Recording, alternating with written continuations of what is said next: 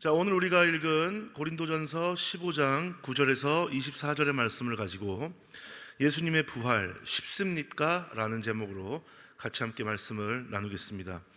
우리 기독교에서 가장 영광스럽고 기쁜 날이라고 하면 아마 저는 부활주일을 꼽을 수 있을 것 같습니다. 성탄절도 참 기쁘고 복된 날인데요, 저는 부활주일, 성탄 중에 어느 게 더 감격스럽고 기쁘냐라고 하면 아마 부활주일을 선택할 것 같아요. 이런 기쁨을 안고 여러분들에게 질문을 드리겠습니다. 여러분은 예수님이 말씀대로 십자가 죽음 이후 3일 만에 부활하셨다는 사실이 믿어지세요? 믿어지세요? 자, 믿어진다면 정말 감사한 일이죠. 그냥 교리적인 동의인지 아니면 정말 진심으로 믿어지는 것인지는 주님만 아시겠지만 이게 정말 기쁜 일입니다. 왜냐하면 예수님 당시의 사람들에게도 이 부활이라고 하는 사실은 정말 믿기가 어려운 일이었거든요. 오늘 우리가 읽은 고린도전서 15장 3절부터 8절까지에는 이렇게 기록되어 있습니다. 내가 너희에게 전한 것은 주께 받은 것이니 곧 주 예수께서 잡히시던 밤에 떡을 가지사 축사하시고 떼어 가라사대 이것은 너희를 위하는 내 몸이니 이것을 행하여 나를 기념하라 하시고 식후에 또한 이와 같이 잔을 가지시고 가라사대 이 잔은 내 피로 세운 새 언약이니 이것을 행하여 마실 때마다 나를 기념하라 하셨으니 너희가 이 떡을 먹으며 이 잔을 마실 때마다 주의 죽으심을 오실 때까지 전하는 것이니라. 아멘. 자, 여러분, 5절에 나오는 게바라고 하는 사람은 베드로입니다. 베드로인데요, 예수님은 말씀하신 대로 3일 만에 죽음에서 부활하셔서 베드로를 찾아가시고 제자들을 찾아가셨어요. 그리고 사람들에게도 보이셨습니다. 그런데 그때 그들의 반응이 어땠을까요? 와, 예수님 정말 살아나셨군요, 어서 오세요, 이런 반응이었을까요? 아니죠. 아니에요. 그때 그들의 반응은 특히 공생애 동안 예수님과 가장 가까운 거리에서 함께했던 제자들의 반응은요, 마가복음 16장 14절에 이렇게 기록되어 있어요. 그 후에 11제자가 음식을 먹을 때에 예수께서 저희에게 나타나사 저희의 믿음 없는 것과 마음이 완악한 것을 꾸짖으시니 이는 자기의 살아난 것을 본 자들의 말을 믿지 아니함일러라. 아멘. 예수님의 부활을 마음으로 믿었다 안 믿었다? 믿지 못했다라고 하는 거예요. 예수님과 가장 가까운 거리에서 모든 것을 함께했던 제자들도 실제 부활하신 예수님을 보았다는 말을 들었을 때 그것이 unbelievable이었어요. 믿지 못했어요. 사도 바울 역시 마찬가지죠. 그는 예수님이 부활하셨다는 말을 들었을 때 믿기는커녕 그런 이야기를 하는 사람을 잡아들여서 핍박하고 교회를 박해하는 일에 앞장섰던 사람이죠. 다메섹 도상에서 예수님의 음성을 듣는 사건을 통해 그때야 비로소 믿게 될 수 있었죠. 그래서 오늘 8절에, 오늘 우리가 읽은 고린도전서 15장 8절에 자신을 가리켜 달수를 채우지 못하고 태어난 아이와 같은 자라고 이렇게 표현을 해요. 자, 사실 예수님의 부활을 처음 목격한 사람은 예수님의 제자들이 아니었어요. 막달라 마리아, 야고보의 어머니 마리아, 그리고 살로메라는 여인들이었어요. 이들의 반응 어땠을까요? 마가복음 16장, 마태복음 28장, 요한복음 20장에 보면 잘 나와 있어요. 이 세 여인은 예수님의 시신의 발을 향료를 사두었다가 아직 어둠이 가시지 않은 이른 시간에 예수님의 시신에 향료를 바르기 위해 열심히 길을 가고 있었어요. 당시에는 뜨거운 그런 날씨로 인해서 시신이 빠르게 부패됐기 때문에 향품은 부패 시에 발생하는 이런 심한 악취를 제거하기 위해서 사용됐다고 해요. 유대인의 정결법상 시체를 만지는 것은 굉장히 부정하게 여겨졌던 기피되는 그런 일이었지만 죽은 지 3일이나 된 예수님의 시신에 향품을 바르려고 했던 이 사람들의 행동은 그들이 얼마나 예수님을 사랑하고 예수님께 헌신적이었는가를 잘 나타내 주죠. 자, 그런데요, 무덤에 도착을 해보니 예수님의 무덤을 막고 있던 큰 돌문이 어떻게 됐어요? 열려 있었어요. 그리고 예수님의 시신이 어디에 있는지 보이지 않아요. 두 명의 천사가 예수님의 시신이 있던 곳에 눈과 같이 흰 옷을 입고 번개 같은 형상을 하고 앉아 있었고, 무덤 앞을 지키던 경비병들은 어떻게 됐어요? 무서워서 벌벌 떨면서 죽은 사람과 같이 되었다라고 그렇게 나와 있죠. 그때 천사들이 막달라 마리아에게 물어요. 여자여, 어찌하여 우느냐? 그때 뭐라고 대답하죠? 사람들이 내 주님을 옮겨다가 어디에 두었는지 내가 도무지 알 수가 없습니다. 그리고 요한복음 20장 14에서 15절에 이렇게 기록되어 있어요. 이 말을 하고 뒤로 돌이켜 예수의 서신 것을 보니 예수신 줄 알지 못하더라. 예수께서 가라사대 여자여 어찌하여 울며 누구를 찾느냐 하시니 마리아는 그가 동산지기인 줄 알고 가로되 주여 당신이 옮겨갔거든 어디에 두었는지 내게 이르소서. 그리하면 내가 가져가리이다 라고 그렇게 대답을 했어요. 여러분, 예수님의 부활하신 이 사실, 이거 알았다는 거예요? 몰랐다는 거예요? 이 역시도 언빌리버블이었다는 거예요. 마가복음 16장 8절에는 천사들을 만나고 그들이 하는 말을 들은 세 여인에 대해서 이렇게 기록하고 있어요. 여자들이 심히 놀라 떨며 나와 무덤에서 도망하고 무서워하여 아무에게 아무 말도 하지 못하더라. 이렇게 기록되어 있어요. 예수님의 무덤에 제일 먼저 찾아간 세 여인에게도 여러분, 예수님의 부활은 쉬워요? 어려워요? 어려운 사건이었어요. 굉장히 쉽게 믿어지기 힘든 사건이었어요. 자, 그렇다면 오늘 본문에 나오는 고린도 교회 성도들은 어땠을까요? 자, 12절을 보세요. 12절을 보면 그리스도께서 죽은 자 가운데서 다시 살아나셨다 전파되었거늘 너희 중에서 어떤 이들은 어찌하여 죽은 자 가운데서 부활이 있다 없다? 없다 하느냐, 이렇게 이야기하고 있어요. 고린도 교회 안에도 예수님의 부활을 부정하는 사람들이 있었다 없었다? 있었다라고 하는 거예요. 사도 바울은 이 사실을 너무 안타까워했죠. 자, 여러분은 어때요? 다시 한번 질문을 드릴게요. 정말 여러분은 예수님의 부활이 믿어지세요? 믿어지세요?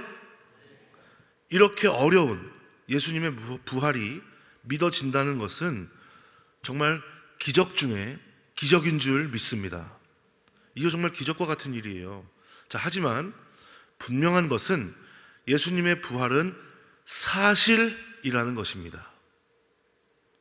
예수님도 자신의 죽음과 부활에 대하여 말씀하신 내용이 성경에 기록되어 있고, 예수님이 부활하셨을 때 대제사장과 장로들이 취했던 행동을 보면 더 잘 알 수 있어요.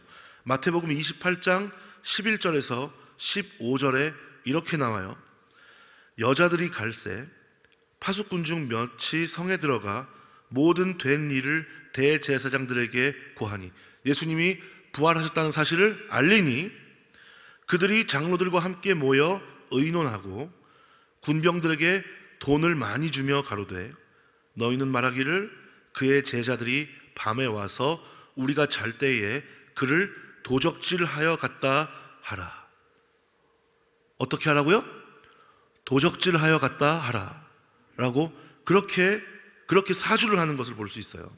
만일 이 말이 총독에게 들리면 우리가 권하여 너희로 근심되지 않게 하리라 하니 군병들이 돈을 받고 가르친 대로 하였으니 이 말이 오늘날까지 유대인 가운데 두루 퍼지니라. 이렇게 기록이 되어 있어요. 예수님이 부활하셨다는 소식을 듣고 시신이 없어졌다는 말을 듣고 대제사장들은 장로들과 함께 모여서 많은 금품으로 군인들을 매수하여 이 사실이 총독의 귀에 들어가면 우리가 알아서 아무 일 없도록 해줄 테니 시신을 누가 훔쳐갔다, 도둑질해 갔다 라고 그렇게 하라고 사주를 했어요. 만약 예수님의 부활이 꾸며낸 허구의 이야기라면 왜 예수님을 십자가에 매달기 위해서 온갖 노력을 기울였던 이들이 이런 행동을 취했을까요? 여러분, 이럴 필요가 있어요, 없어요? 없는 거죠. 우리는 예수 그리스도의 부활을 성령님을 통해 믿게 된 줄 믿습니다. 자, 그런데 이 사실을 믿고 하나님의 자녀로 예수 그리스도의 제자로 살아가는 사람들에게 부활을 믿는 것도 중요하지만 그것보다 어떤 면에서 더 쉽지 않은 그런 문제가 있어요. 그게 뭐냐 하면 부활이 믿어지는 사람에게 반드시 뒤따라오는 것이 있는데 그것은 바로 다시 오실 예수님과 그날에 완성될 하나님 나라에 대한 소망인 줄 믿습니다. 여러분, 우리에게 이것이 있나요? 이것이 있지요. 우리에겐 이것이 있어요. 이것을 갖고 주님께서 주신 삶을 살아가는 거죠. 우리는 기준과 관점이 바뀐 사람들인 줄 믿습니다. 예수 그리스도의 부활이 믿어지기 전과 예수 그리스도의 십자가와 부활이 믿어진 이후에 우리의 가치관과 우리의 기준점과 우리의 삶에 나아가는 방향이 여러분 변함이 없다면 이게 문제가 있는 거예요, 없는 거예요? 문제가 있는 거예요. 있는 거예요. 주님의 영광을 가리는 삶을 살지 않기 위해서 조심하고 애쓰죠. 자, 그런데 예수 그리스도의 십자가와 부활을 믿고 다시 오실 예수님과 그날에 완성될 하나님의 나라의 소망을 가지고 살아가는 사람들에게 무엇보다 중요한 것은 그들 일상의 행동에 담긴 태도라는 사실을 꼭 기억할 수 있는 저와 여러분들이 되시기를 주님의 이름으로 간절히 부탁을 드리겠습니다. 여러분, 왜냐하면 우리가 완벽할 수 있어요, 없어요? 인간의 모습을 입고 완벽할 수 있었던 사람은 누구밖에 없어요? 예수님밖에 없어요. 우리는 완벽하지 못하죠. 하지만 예수님의 십자가와 부활을 믿고 하나님의 자녀가 되어 이 세상 가운데에서 살아가는데 여러분, 우리 안에 여전히 죄성이 남아있어요, 안 남아있어요? 남아있죠. 그런데 그 남아있는 죄성의 문제를 가지고 죄와 씨름하며 몸부림치며 그렇게 일상을 살아가는 사람, 정말 죄에 대해서 애통해하면서 무감각해지지 않으려고 노력하며 사는 사람은 누구나 그럴 수 있다. 그냥 회개하면 된다 하면서 매주일 같은 자리에 앉아서 주문 외우듯이 그렇게 회개의 고백을 반복하는 사람, 여러분, 삶의 태도가 같아요, 달라요? 완전히 다른 거죠. 다른 거죠. 자, 그렇기 때문에 예수님의 제자, 하나님의 자녀라고 생각하는 사람에게는 다시 오실 예수님과 그날에 완성될 하나님의 나라에 대한 소망을 가지고 살아감에 있어서 하루하루 일상을 살아가는 삶의 태도가 중요해요, 안 중요해요? 굉장히 중요한 줄 믿습니다. 왜냐하면 우리는 스스로 완벽할 수 없는 존재이기 때문에 예수 그리스도께서 우리를 어떻게 해주셔야 돼요? 용납해 주셔야 되는 존재이기 때문이라는 거죠. 예수 그리스도의 용납하심을 얻으려면 여러분, 우리의 일상생활에서 하나님의 자녀임을, 예수 그리스도의 제자임을 나타내려 했다. 너희의 태도가 내 마음에 와 닿았다. 내가 너를 기억한다 라고 하는 주권자의 인식이 반드시 필요한 줄 믿습니다. 그렇기 때문에 우리는, 완벽할 수 없는 우리는 삶에 무엇이 중요하다? 거듭남 이후에 삶의 태도가 믿음의 경주에서 굉장히 중요한 거죠. 여러분, TV를 보다가 제일린 무어라고 하는 어느 젊은이가 이렇게, 외국인인데 이렇게 이야기하는 걸 들었어요. I asked God for a bike. 나는 하나님께 오토바이 한 대를 달라고 기도했습니다. But I know God doesn't work that way. 그러나 나는 하나님이 나의 기도를 들어주시지 않을 것을 알았어요. So I stole a bike and asked God for forgiveness. 그래서 나는 오토바이를 한 대 훔치고 하나님께 용서해달라고 그렇게 기도했어요. 이렇게 했다는 거예요. 여러분 어때요? 이 사람의 태도가 옳아요? 옳지 않아요? 어떻게 생각하세요? 오토바이가 한 대 갖고 싶은데 그렇게 기도를 하는데 하나님은 내 기도를 들어주시지 않을 거라는 생각이 드는 거예요. 그래가지고 에이 모르겠다, 오토바이 한 대 훔치고 신나게 놀다가 하나님 앞에 가서 용서해달라고 기도해야 되겠다, 이렇게 했다는 거예요. 여러분, 이런 삶의 태도가 옳지 않다는 것, 이것은 어린아이도 알까요, 모를까요? 알죠. 물론 성인인 우리는 말할 것도 없죠. 자, 그런데 지금 이 제일린 무어라고 하는 청년의 이 기도하는 태도가 과연 저와 여러분에게는 없을까요? 어떻게 생각해요? 오토바이가 갖고 싶은데 하나님이 오토바이 주실 것 같지 않아요. 그래서 오토바이를 훔치고 차라리 하나님께 용서해달라고 그렇게 기도하기로 마음먹었대요. 이런 태도가 하나님의 자녀, 예수 그리스도의 제자라고 하는, 예수 그리스도의 십자가와 부활을 믿음으로 거듭났다고 하는 우리의 삶에는 과연 없다고 할 수 있을까요? 저는 하나님께 바이크를 달라고 기도했습니다. 그러나 저는 하나님께서 제가 했던 기도와 같은 그런 기도에 응답해 주시지 않을 분이라는 것을 알고 있었죠. 그래서 저는 바이크를 먼저 하나 훔친 다음에 하나님께 용서를 구했습니다. 이런 모습에서 부활의 소망과 다시 오실 예수님, 그날에 완성될 하나님의 나라에 대한 소망이 있다고 여러분 느껴지십니까? 오늘 우리가 읽은 본문 17절에서 20절을 한번 보세요. 뭐라고 나와 있어요? 그리스도께서 다시 사신 것이 없으면 너희의 믿음도 헛되고 너희가 여전히 죄 가운데 있을 것이요, 또한 그리스도 안에서 잠자는 자도 망하였으리니 만일 그리스도 안에서 우리의 바라는 것이 다만 이생뿐이면 모든 사람 가운데 우리가 더욱 불쌍한 자니라. 그러나 이제 그리스도께서 죽은 자 가운데에서 다시 살아 잠자는 자들의 첫 열매가 되셨도다. 아멘. 주님께서 잠자는 자들의 첫 열매가 되신 줄 믿습니다. 여러분, 우리의 모습은 어떤가요? 말씀은 우리에게 예수님의 부활은 분명한 사실이고 그 사실을 믿는 사람은 부활에 대한 소망과 다시 오실 예수님, 그리고 그날에 완성될 하나님의 나라에 대한 소망을 갖고 살아야 한다고 권면합니다.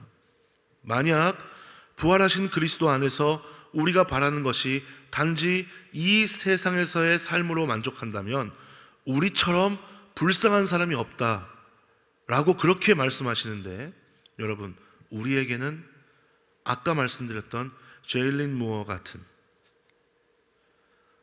아니면 다른 사람들과 같은 그런 삶의 태도가 없는지 한번 심각하게 고민해보며 다시 오실 예수님을 기다릴 수 있는, 그날에 완성될 하나님의 나라를 소망하며 나아갈 수 있는 저와 여러분들이 되시기를 주님의 이름으로 간절히 부탁을 드리겠습니다. 말씀을 정리하겠습니다. 여러분, 오늘 우리가 읽은 본문 22절에서 24절에는 이렇게 말씀하세요. 아담 안에서 모든 사람이 죽은 것 같이 그리스도 안에서 모든 사람이 삶을 얻으리라. 그러나 각각 자기 차례대로 되리니 먼저는 첫 열매인 그리스도요, 다음에는 그가 강림하실 때에 그리스도에게 속한 자요, 그 후에는 마지막이니 그가 모든 통치와 모든 권세와 능력을 멸하시고 나라를 아버지 하나님께 바칠 때라. 아멘. 여러분, 우리에게도 우리에게도, 그리고 이 세상의 모든 잠자고 있는 사람에게도 반드시 부활의 때가 올 줄 믿습니다. 성경에 그렇게 나와 있거든요. 예수님이 다시 오실 때 이 세상의 모든 사람들이 함께 일어난다 라고 그렇게 나와 있거든요. 여러분, 예수님의 부활은 분명한 사실이고 언제인지 모르는 그날 예수님은 다시 오시며 그때 완전한 부활, 하나님의 나라가 완성됩니다. 여러분들에게 마지막으로 질문을 드릴게요. 여러분, 예수님의 부활이 쉽습니까? 여러분, 예수님의 부활이 쉬워요? 어려워요? 이거 굉장히 어려운 문제예요. 그렇죠? 이거 어려운 문제입니다. 절대로 쉽지 않아요. 어쩌면 십자가보다 훨씬 더 어려운 것이 부활이에요. 그러나 그것은 분명한 사실이고 생명을 걸고 끝까지 믿고 따라갈 가치가 있는 것인 줄 믿습니다. 그것을 모르고 살아가는 사람들에게 전해야 할 이유가 있죠. 고린도전서 15장 2절을 한번 보죠. 2절 보면 뭐라고 나와요? 너희가 만일 내가 전한 그 말을 굳게 지키고 헛되이 믿지 아니하였으면 그로 말미암아 무엇을 받으리라? 구원을 받으리라. 그렇게 말씀하세요. 여러분, 간절히 바라기는 우리 모두 헛되이 믿지 않을 수 있는 저와 여러분들이 되시기를 주님의 이름으로 간절히 부탁을 드리겠습니다. 주님께서 보시기에 우리들의 삶의 태도가 부활을 믿고 다시 오실 예수님과 그날에 완성될 하나님의 나라를 꿈꾸며 살아간다고 하는 참된 믿음으로 인지되는 그런 복된 인생들이 될 수 있었으면 좋겠습니다. 여러분, 그렇게 되기 위해서 우리가 예수님의 부활을 믿을 수 있게 해주신 성령님께 도움을 구하며 나아갈 수 있었으면 좋겠습니다. 예수님의 부활 쉽지 않지만 성령님이 함께 도와주시면 반드시 우리는 헛되이 믿지 않고 하나님께서 원하시는 그 소망에 합당한 모습으로 만들어져 가기 위해 노력하며 살아갈 수 있게 될 줄 믿습니다. 그리고 언제인지 모르지만 약속대로 부활하신 주님께서 다시 오시는 그날 모든 죽은 자들까지도 함께 다 부활에 참여하게 될 것인데 그것이 우리에게 생명의 부활로 그리고 하나님의 나라를 약속대로 유업으로 소유할 수 있는 그런 생명의 부활로 맞이할 수 있었으면 좋겠습니다. 그런 복된 인생을 살 수 있는 저와 여러분들이 되시기를 주님의 이름으로 축원합니다. 기도할게요.